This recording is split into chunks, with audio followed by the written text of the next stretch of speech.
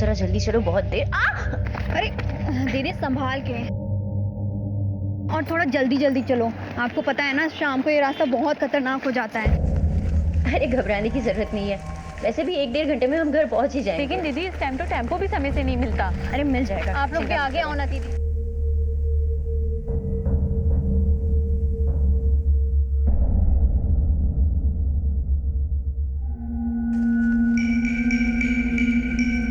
बस आ गए bus stop पे। हाँ बस आ ही गए हैं।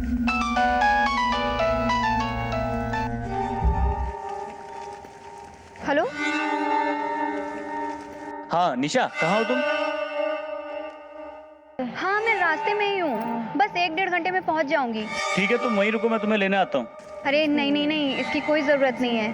सब दीदी लोग हैं ना साथ में, बस ऑटो का इंतज़ार कर रहे हैं। बस थोड़ी देर में ही पहुँच जाएंगे। ठीक है।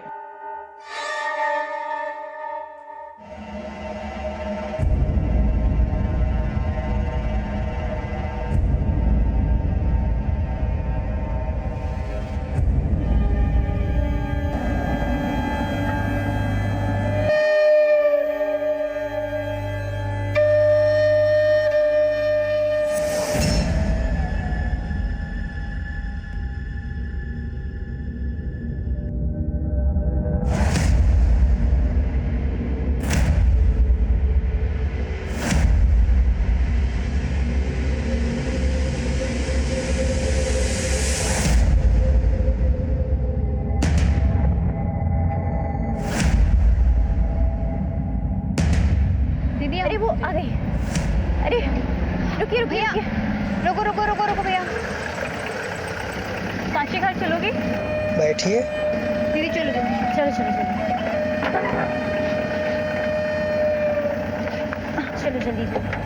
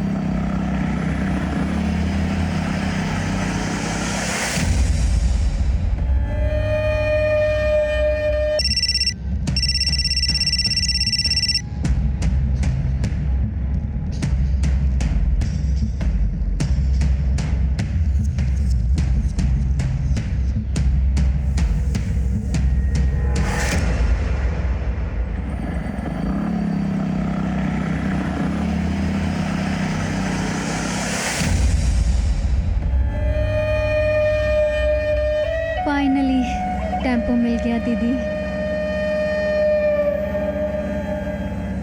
दीदी हमें कल ऑफिस में जाकर इसकी रिपोर्ट करनी होगी।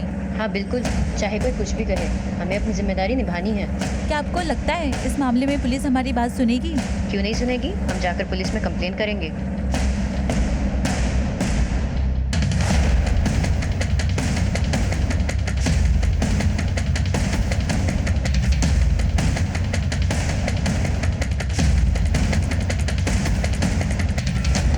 कैसे कैसे लोग हैं ना दीदी। देखो, मामले को सामने लाकर हमें अपनी जिम्मेदारी तो जरूर निभानी है, आगे कानून अपना देख लेगा। अरे दीदी, आप ये बताइए कि आप वो सुबह क्या बता रही थी? सुबह किस बारे में? कुछ प्यार के बारे में था शायद।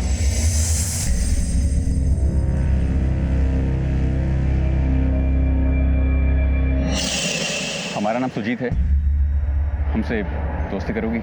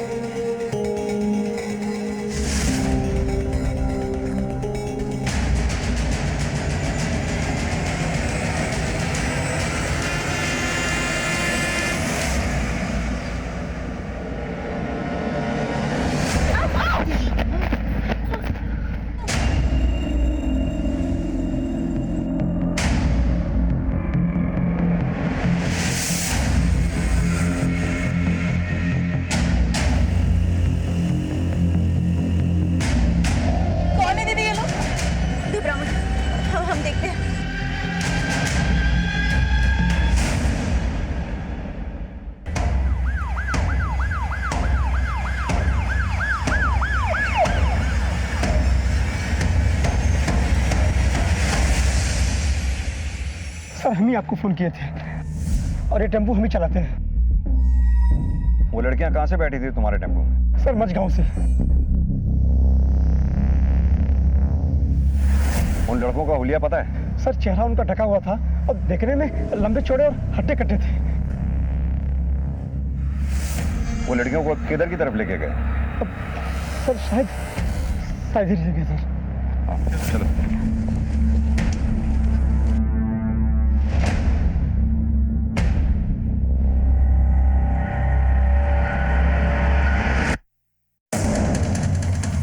तुम कह रहे थे तुम्हारे टेम्पो में 4 लड़कियां चढ़ी हैं। यहाँ तो 3 की ही बॉडीज दिख रही हैं। सर मेरे टेम्पो में 4 ही लड़कियां चढ़ी थी, मैंने देखा था।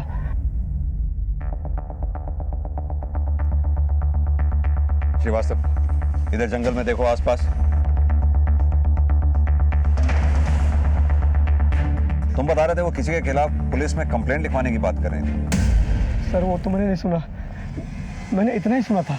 क्या आपको लगता है इस मामले में पुलिस हमारी बात सुनेगी? क्यों नहीं सुनेगी? हम जाकर पुलिस में कंप्लेन करेंगे। और तभी अचानक गुंडों ने हमें घेर लिया। अपना रुपया पैसा मोबाइल रख इधर, चुपचाप निकल जाए यहाँ से, वरना तेरा तरबूज छोड़ दूंगा। निकल चल। सर मैं भागा भागा मक्खनपुर के पास गया पीसीओ से आपको फोन करने के लिए। ठीक है, बाहर वेट करो, बाद में पूछताछ करते हैं। जी सर। सर ये लड़कियां शक्ति टू वुमेन के एनजीओ में काम करती थी। एनजीओ में इन्फॉर्म कर दो, इसके डायरेक्टर को थाने बुलाओ। सर लगता है मरने से पहले काफी हाथापाई हुई। 2 लड़कियों के सर पर चोट है, हो सकता है किसी भारी चीज से मार किया। सर पर्स में रुपए पैसे तो नहीं मिले। लूट का मामला हो सकता है, चेक करो। कोई मोबाइल वगैरह मिला? नहीं सर मोबाइल तो नहीं मिला, पर उनका पहचान पत्र मिला। सर आसपास पूरा जंगल छान मारा लेकिन कोई लड़की नहीं मिली। हो सकता है गुंडे उसे उठा के ले गए हों। सर ये भी हो सकता है कि वो बच के खुद भाग गई हो सकता है। फिलहाल ये बॉडीज पोस्टमार्टम के लिए भेजो। सर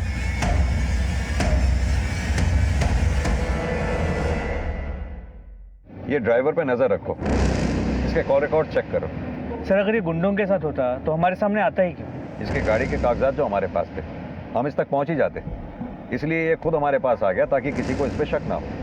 अनुज, ये बॉडीज जिस कंडीशन में हमें मिली हैं, इन्हें देखकर ऐसा लगता है कि इनके साथ दुष्कर्म हुआ होगा। जो भी हो, पोस्टमार्टम की रिपोर्ट आने के बाद तो पता चली जाएगा। सर क्या ये हो सकता है कि किसी ने एनजीओ से अपना बदला इन औरतों से निकाला हो? बिल्कुल हो सकता है, लेकिन सवाल ये होता है कि ये लड़कियां किस काम से मझगांव में आई थी। ये एनजीओ से सारी लड़कियों की डिटेल्स ले लो, लड़कियों के घर वालों को भी इन्फॉर्म कर दो, और चौथी लड़की जो मिसिंग है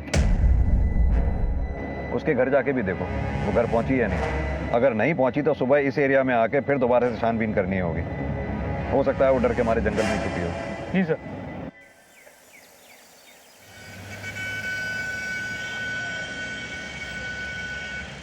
बिंदा ठाकुर, इसमें 100% उसी का हाथ है। पिछले महीने भर से वो हमको डरा धमका रहा है। ये बिंदा ठाकुर कौन है? मझगांव का सरपंच। हमारी एनजीओ गांव में महिला जागृति मुहिम चला रही थी और ये बिंदा ठाकुर उसके सख्त खिलाफ था। क्यों? क्योंकि गांव में आंगनबाड़ी में हो रहे घपले के बारे में हम गांव वालों को जागरूक कर रहे थे। ये बिंदा ठाकुर आपको डायरेक्ट कॉल करके धमकी देता है? सर ऐसे लोग कभी डायरेक्ट कुछ करते हैं क्या?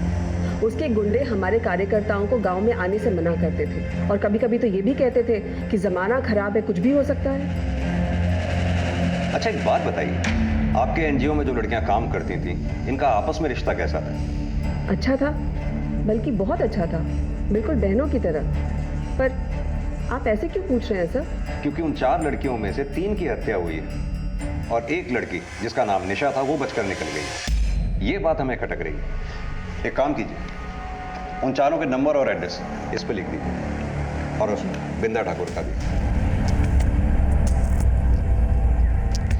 अनुज, इन 4 लड़कियों के मोबाइल सर्वेलेंस पे डालो ताकि अगर किसी का भी फोन ऑन हो तो पता चल जाए।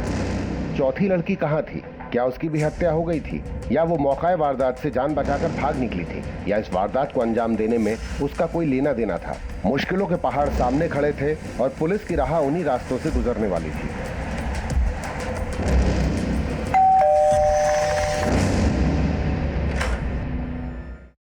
निशा का कुछ पता चला? कहाँ है हमारी बिटिया? हम भी उसी की तलाश में हैं। जल्दी ढूंढिए उसे, अगले महीने उसकी शादी है। शादी किससे? राजू से। दोनों बचपन के दोस्त हैं। हमारी बिटिया ने सोचा शादी से पहले कुछ सामाजिक कार्य कर ले, तो उसने सुधा जी का एनजीओ ज्वाइन कर लिया।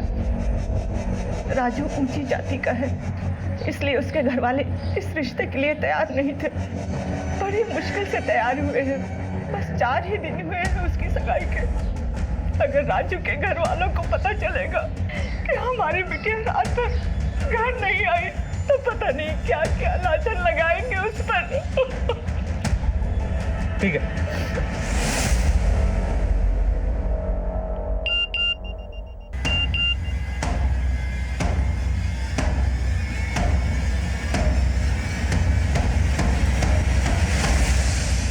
सर, कल रात तो सिर्फ हमें शक था, लेकिन अब हमारा शक यकीन में बदल गया है कि जिस लड़की की पहचान कल संगीता के नाम से हुई थी, 8 साल पहले उसका ये वीडियो वायरल हुआ था। जो लोग भी ये वीडियो देख रहे हैं, हमारी मदद कीजिए। हमारे घर वाले हमारी जान के दुश्मन बने बैठे हैं। तब हम परमानंदपुर पुलिस स्टेशन में पोस्टेड थे और ये केस वही का था, इसीलिए कल रात हमने वहाँ से ये वीडियो मंगवा लिया। वो हमें मार डालना चाहते हैं। हम अभी दिल्ली से पटना जाने वाली ट्रेन में हैं और हमारा ट्रेन नंबर है। उस वक्त पुलिस ने इसे बचा लिया था और 8 साल बाद इस बेचारी की हत्या हो गई। उसके बाद क्या हुआ? फिर उसके बाद इसके बॉयफ्रेंड की रोड एक्सीडेंट में मौत हो गई और शायद इसके घर वालों ने इसकी शादी कहीं और करवा दी। इस संगीता के माँ बाप और उसके पति को इन्फॉर्म कर दो और निशा की तलाश भी तेज कर दो।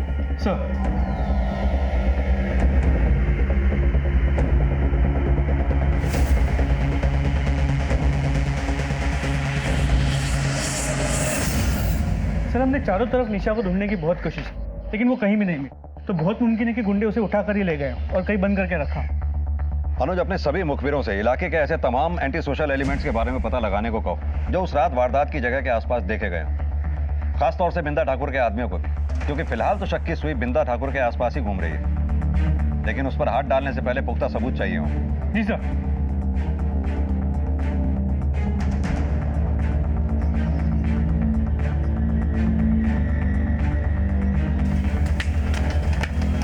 मामले की कशीदगी को देखते हुए पुलिस ने अपनी तफ्तीश के आधार पर संदिग्धों को दबोचना शुरू किया।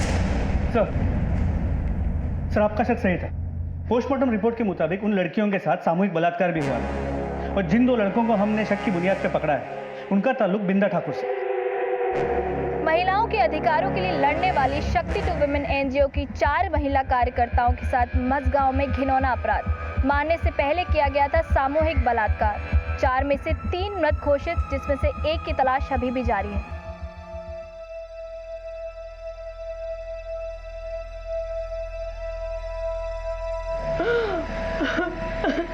पता नहीं जीजा जी कहाँ रह गए, फोन ही नहीं मिल रहा उनका।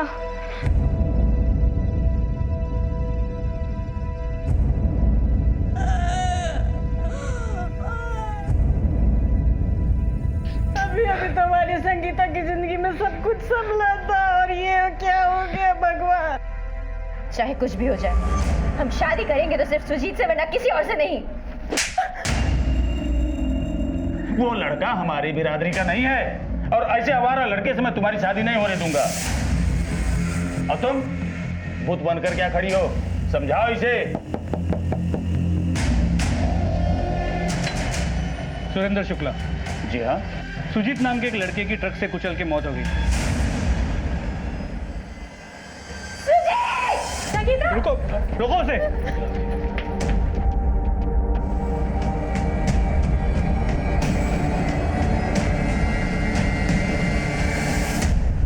लाश की हालत काफी खराब है, थोड़ा संभाल के देखिएगा।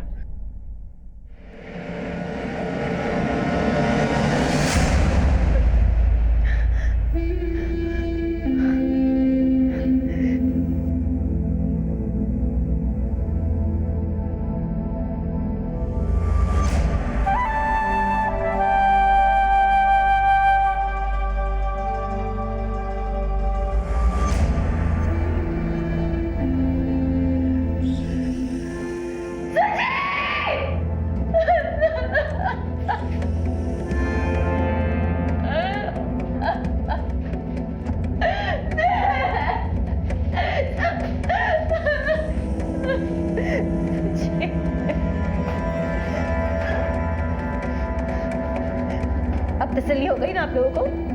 खुश है ना आप लोग? एक काम करना, जब हम मर जाएंगे ना तभी इतने खुश होना।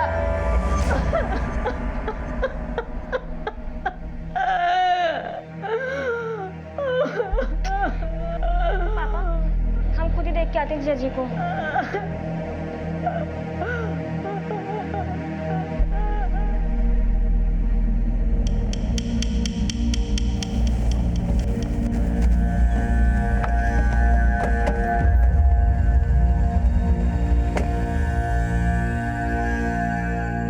आओ इंस्पेक्टर साहब, बैठो।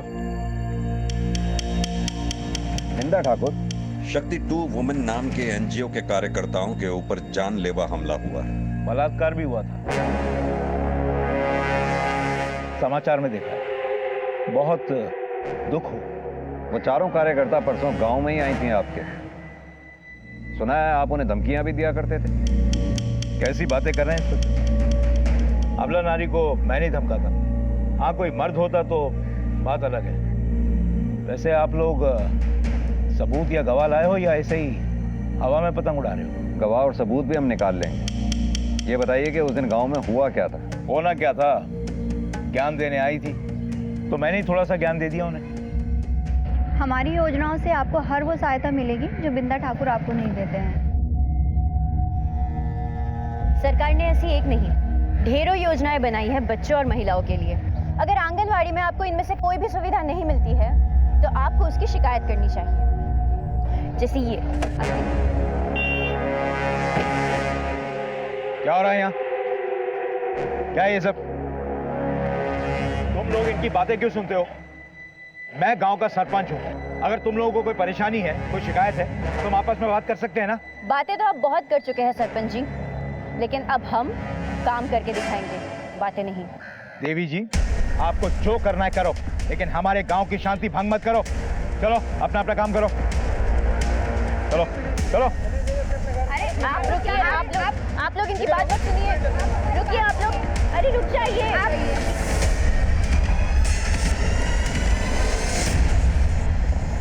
अब आप ही बताइए कि गांव में शांति बनाए रखने की जिम्मेदारी तो हमारी हुई ना इंस्पेक्टर साहब। इसलिए आप जाइए और जो खो गई है लड़की उसे खोजिए, शायद वो जिंदा हो। अगर मेरी कुछ मदद की जरूरत हो तो मैं यहीं मिलूंगा। हो सकता है हमारी और आपकी अगली मुलाकात जेल में ही हो।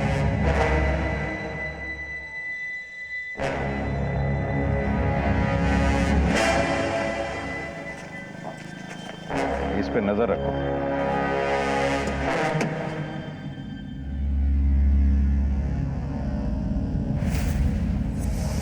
मझगांव सामूहिक हत्या और बलात्कार के मामले में पुलिस ने अपने शक के घेरे में आए हुए हर एक संदिग्ध पर नजर बनाए रखी।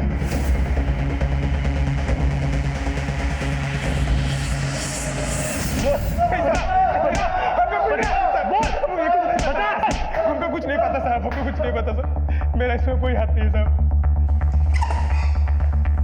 सर, बिंदा ठाकुर के गुंडे तो मुंह ही नहीं खोलते। वहाँ टेम्पो ड्राइवर के कॉल रिकॉर्ड या निगरानी से भी कुछ हाथ नहीं लगा। सर, हमने चारों लड़कियों की कॉल रिकॉर्ड चेक की। राधा और शामली की कॉल रिकॉर्ड में सरिता, क्या बात है? दीदी, क्या हुआ संगीता को?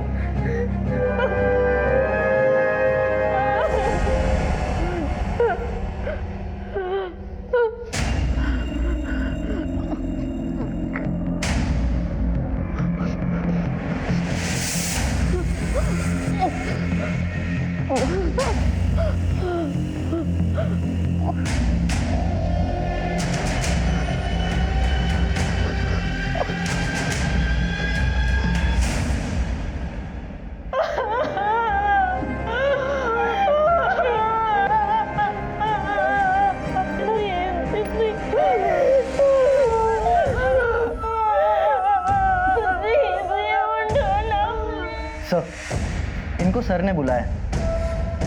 चलिए।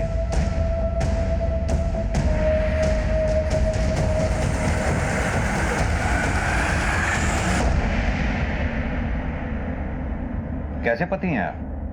हमने संगीता के कॉल डिटेल्स चेक किए। पता चला पिछले 15-20 दिन से आपने एक बार भी संगीता से बात नहीं की फोन पे। आखिरी बार कब बात हुई थी आपकी संगीता से? 20 दिन पहले। क्यों? क्योंकि पिछले 20 दिन से वो घर नहीं आई थी। तो फिर कहाँ रह रही थी? सर वो अक्सर एनजीओ के काम से बाहर जाया करती। हमारी एनजीओ के डायरेक्टर से बात हुई थी।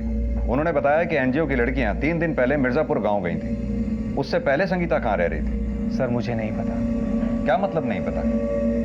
आप पति हैं उसके। पिछले 15-20 दिन से बीवी आपके घर नहीं पहुंची है। आपने एक बार भी फोन करके यह पता करने की कोशिश नहीं की कि आपकी बीवी है कहां पर। मुझे तो आपको देखकर लगता भी नहीं कि आपको बीवी के जाने का जरा सा भी दुख है। सर दुख तो तब होता जब कुछ अच्छा होता। दरअसल इन दिनों हम लोगों के बीच में कुछ अनबन चल रही थी। श्रीकांत, हम अब आपके साथ और नहीं रह सकते। हमने बहुत कोशिश की ये रिश्ता निभाने की, लेकिन हम कब तक ढोंग करते रहे? 1 महीने पहले तो सब कुछ ठीक था, लेकिन पिछले 1 महीने से देख रहा हूं कि तुम अचानक बदल गई हो। ठीक है, अभी आप जा सकते हैं।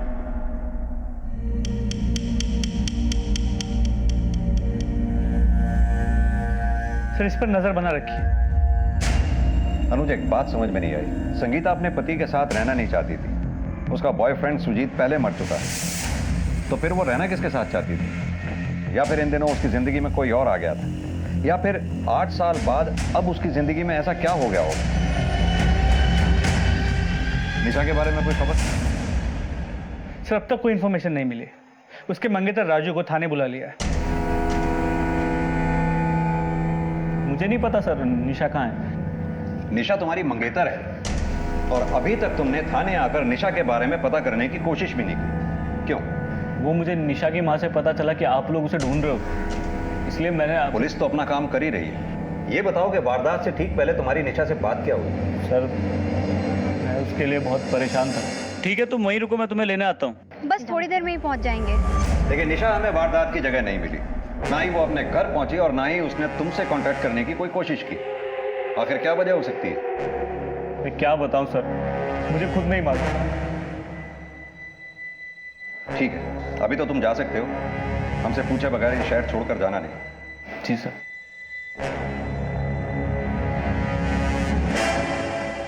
लड़का कुछ ज्यादा ही सीधा लग रहा है, निगरानी रखो इस पर। जी सर।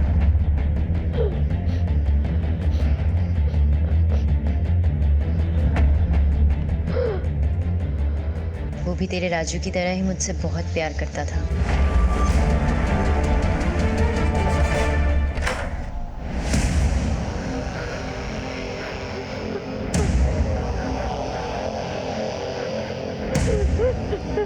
निशा को किसी ने बंदी बना रखा था, लेकिन क्यों? कौन था वो? क्या चाहता था? निशा की तलाश में जुटी पुलिस टीम जहां उसे दिन रात ढूंढने में लगी थी, वहीं दिन रात कोई निशा का शोषण भी कर रहा था।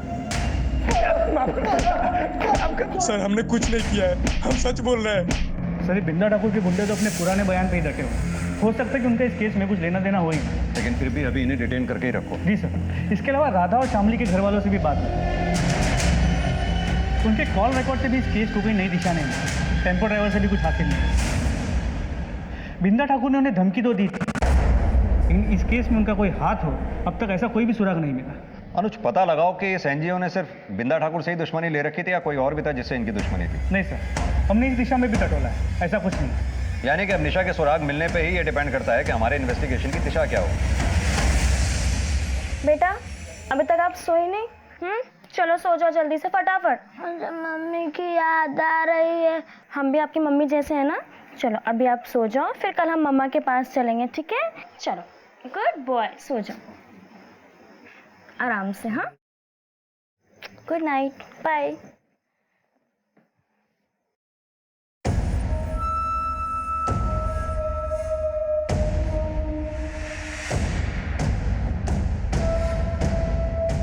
जिया जी, आप अपने आप को अकेला मत समझिए, हम आपके साथ हैं।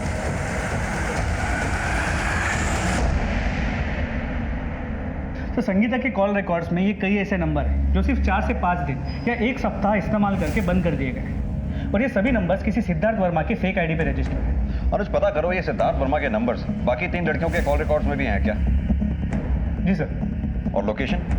सर संगीता की लोकेशन ज़्यादातर बनारस का बाग रोड इलाका रहा है, लेकिन इन फेक नंबर्स की लोकेशन हमेशा अलग अलग रही। लेकिन एक ऐसा लोकेशन है जहाँ से ये सिद्धार्थ वर्मा संगीता से करीब 8 से 10 बार बात कर चुका है। और वो लोकेशन कौन सी है? मीनापुर।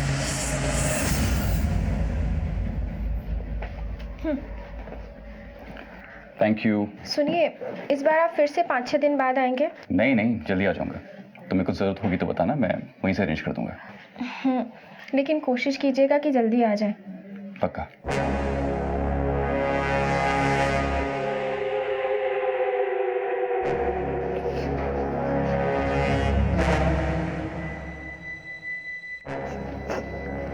तो मत।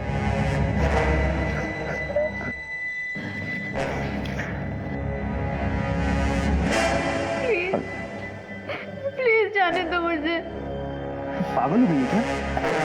कितना रिस्क उठा के लाए थे तुझे पता है? तू यहाँ पर सेफ है, मैं हूं ना तेरे साथ। मेरी सगाई हो चुकी है। और सुहागरात कितनी बार तो बना चुकी है मेरे साथ।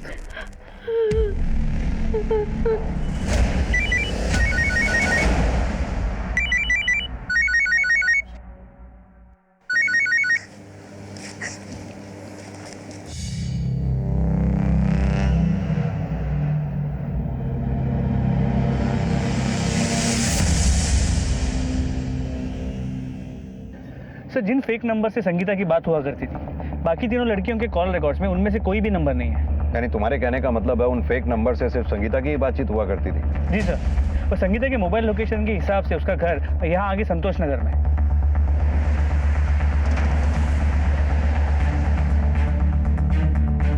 जरा बात सुनो,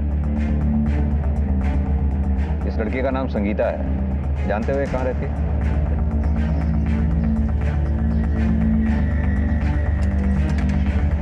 ताला लगाओ, जरा पड़ोस में पता करो ये घर किसका है। सर,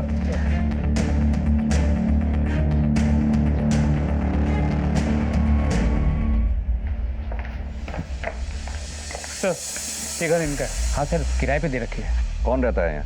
एक संगीता नाम की लड़की है। अकेली रहती है या किसी के साथ रहती है? सर, ज्यादातर वो अकेली रहती है, उसका पति कभी कभार आता है। क्या ये है वो आदमी?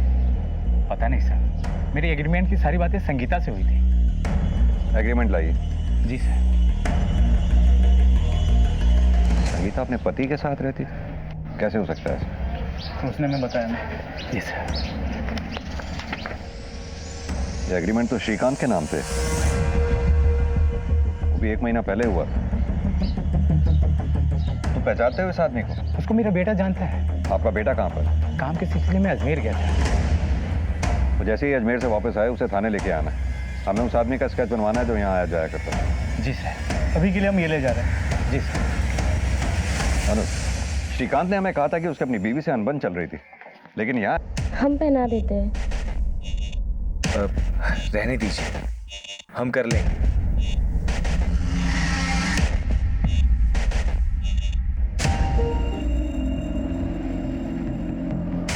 कहिए इंस्पेक्टर साहब। आपने कहा था आपकी बीवी आपके साथ रहना नहीं चाहती थी, लेकिन जहाँ वो रह रही थी वहाँ का एग्रीमेंट तो आप ही के नाम पे बना हुआ। पर ये सब झूठ है। वकील साहब, आपकी फोटोग्राफ और आईडी लगी है इसमें, और आप ये कहना चाहते हैं कि आपकी बीवी आपके ही जैसे किसी हम शक्ल के साथ घर में रह रही थी? सर, हमें कुछ नहीं पता, और वैसे भी हम आपको पहले भी बता चुके कि हमारी बीवी के साथ हमारे संबंध अच्छे नहीं थे। हमसे तलाक लेना चाहती थी। बीवी तलाक चाहती थी और आपकी साली आपके साथ आपके घर में रह रही थी, है ना? क्या मतलब सर? मतलब ये कि अपनी साली के चक्कर में आपने अपनी बीवी को अपने रास्ते से हटा दिया और अब हमें गुमराह कर रहे हैं। सर, ये सब क्या बकवास कर रहे हैं आप? वकील साहब, चौकन्ने रहिए। कानून के आंख पे पट्टी जरूर बंधी होती है, लेकिन वो अंधा नहीं होता।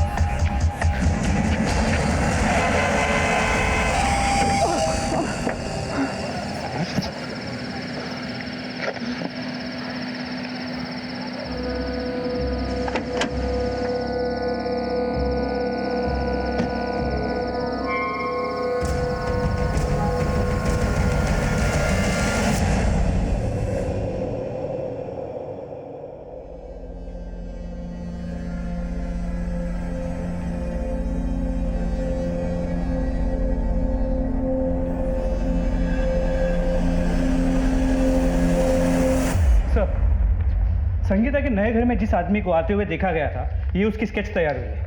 ये स्केच हमने मकान मलिक के बेटे की मदद से तैयार किया है। अनुज, अगर दाढ़ी श्रीकांत के लगा दी जाए तो क्या वो इस आदमी जैसा दिखेगा? नहीं, यह आदमी तो कोई और ही है। तुम ठीक तो हो?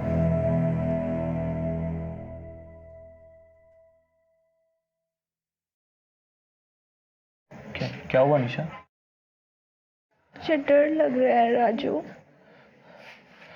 निशा, अब डरने की जरूरत नहीं है, तुम सेफ हो। मुझे तुमसे डर लग रहा है। मुझसे क्यों? तुम मुझे छोड़ तो नहीं दोगे ना? निशा, तुम ये फालतू की बातें सोचना बंद करो। तुम्हें आराम की जरूरत है। हाँ, तुम आराम करो।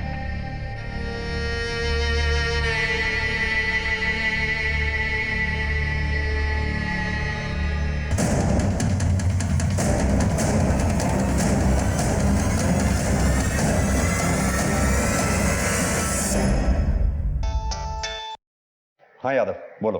सर, निशा का पता चल गया है, वो हॉस्पिटल में। निशा? निशा, हमें तुम्हारा बयान चाहिए होगा। जो कुछ भी तुम्हारे साथ हुआ हमें शुरू से बताओ।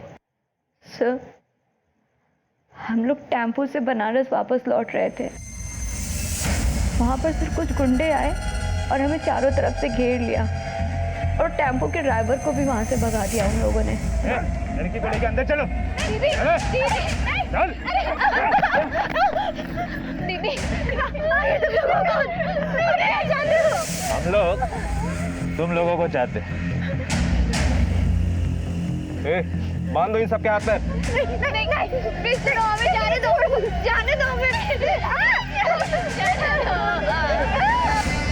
तुमने उनके चेहरे देखे थे? सर, उन सबके चेहरे ढके हुए थे और सर जब उनमें से एक राधा के साथ जबरदस्ती कर रहा था तो राधा ने उसका नकाब खींच लिया और सर फिर उसने राधा को मार दिया। अबे, किसको मार क्यों दिया? किसने मेरा चेहरा देख लिया था भाई? सबको मारना, किसी को मत छोड़ना। तो फिर उन्होंने तुम्हें कैसे छोड़ दिया? मार भाई, इसको नहीं। क्या बोला? ये मुझे पसंद है। पागल हो गया क्या? अगर ये जिंदा रहेगी ना तुझे अंदर करवा देगी, समझो? भाई, बात की बातें देखी जाएगी, मगर ये मुझे पसंद है। भाई, घर में बांध के रखना, मैं भी आऊंगा कभी कभी।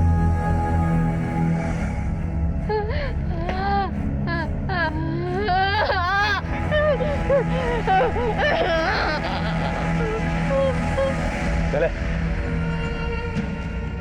उसने तुम्हें कहाँ छुपा रखा था? छितौना की कोठरी में छिपाया था।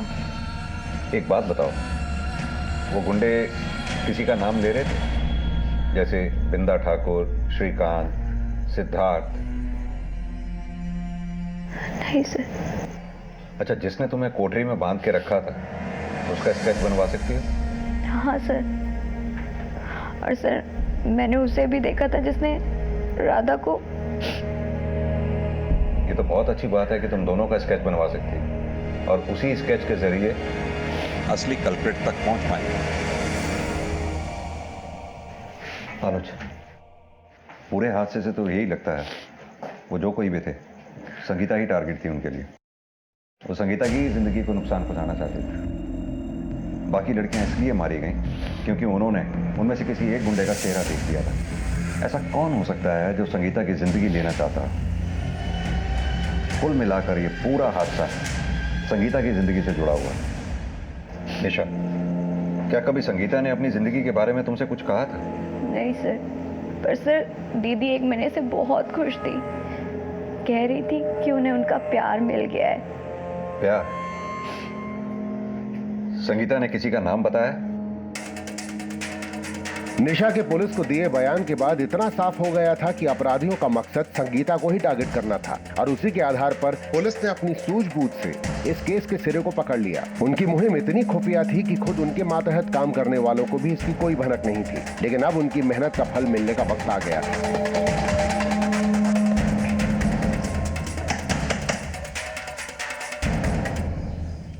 क्या बात है साहब? आपका बेटा कहाँ है? आप ऐसे कुछ नहीं बताएंगे। यादव, इन्हें थाने लेकर चलो, वहीं बात करेंगे इनसे। साहब बात क्या वो तो बताइए साहब। आप ऐसा नहीं कर सकते साहब मेरे साथ। हम बहुत कुछ कर सकते हैं। आपकी उम्र का लिहाज कर रहे हैं हम। बैठाओ इन्हें गाड़ी में। साहब गलती क्या है मेरी? साहब ये हो क्या रहा साहब? सीधी तरह से बताइए आपका बेटा है कहाँ पर?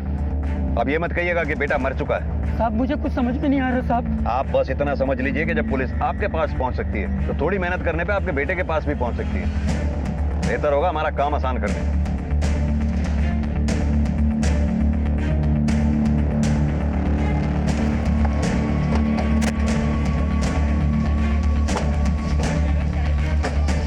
कौन सा है घर?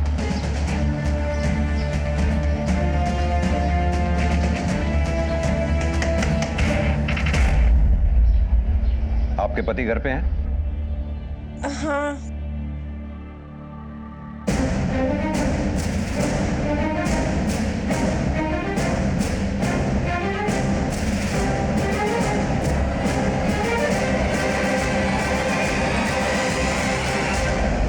8 साल पहले जो आदमी मर चुका था उसका पुनर्जन्म देखकर बहुत अच्छा लगा। सिद्धार्थ वर्मा और सुजीत।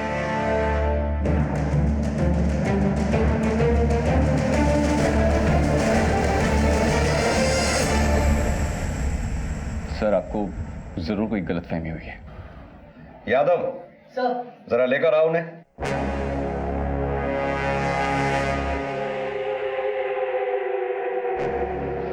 पापा। अनुज, आप समझे निशा ने क्या कहा था? दीदी ने बस इतना कहा कि उन्हें उनका पहला प्यार मिल गया है। यह है संगीता का पहला प्यार।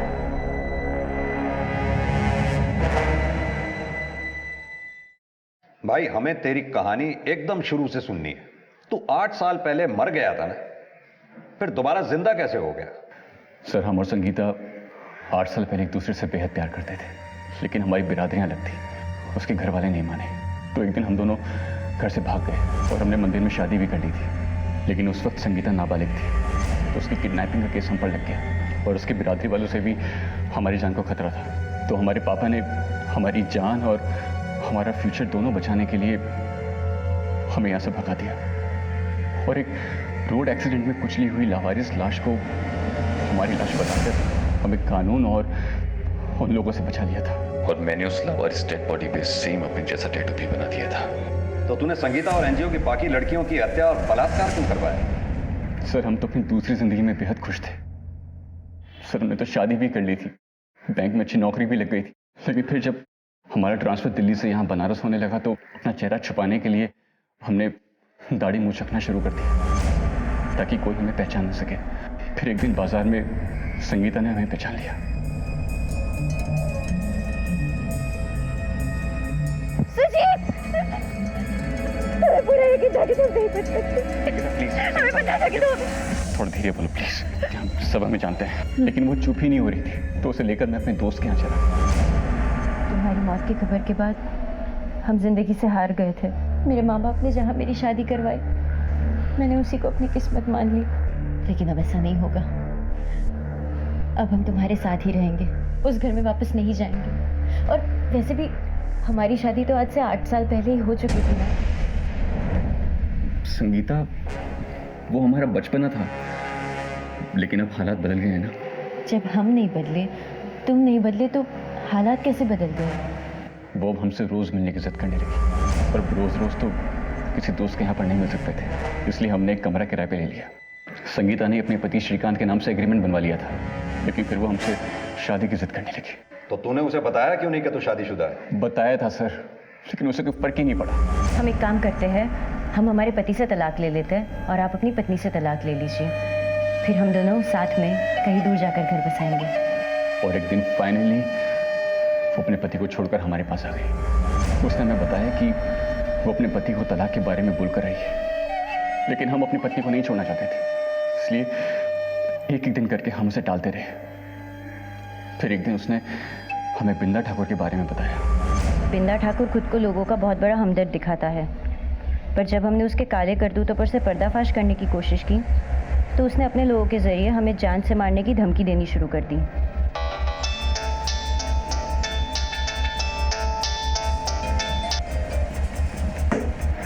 किसका फोन था? किसी का नहीं। तुम्हारी बीवी का फोन था ना?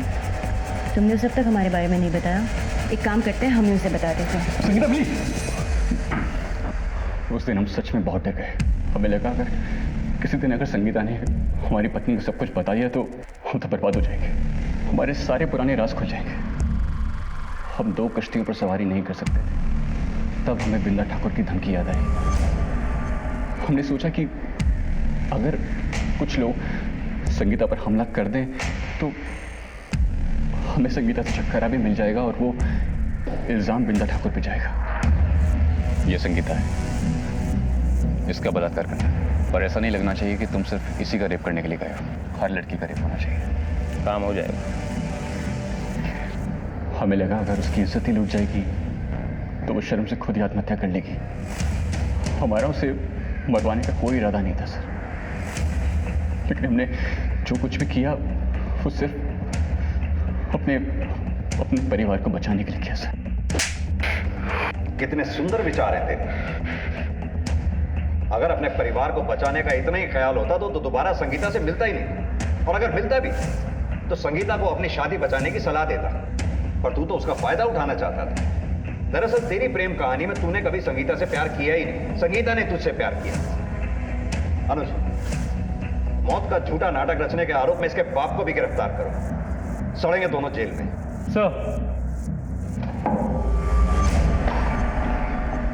सुजीत के इकबालिया बयान के बाद पुलिस ने हर मुजरिम को घसीटकर सलाखों के पीछे कर दिया। संगीता से पीछा छुड़ाने के लिए उस सुजीत ने बड़ा ही गलत कदम उठाया, जिसकी कीमत संगीता को अपनी जान और आबरू देकर चुकानी पड़ी। याद रखिए, जिंदगी में कई मोड़ आते हैं, लेकिन एक बार रास्ता चुनकर आगे बढ़ने के बाद पीछे पलटने से पहले सभी पहलुओं को गौर से देख लेना चाहिए।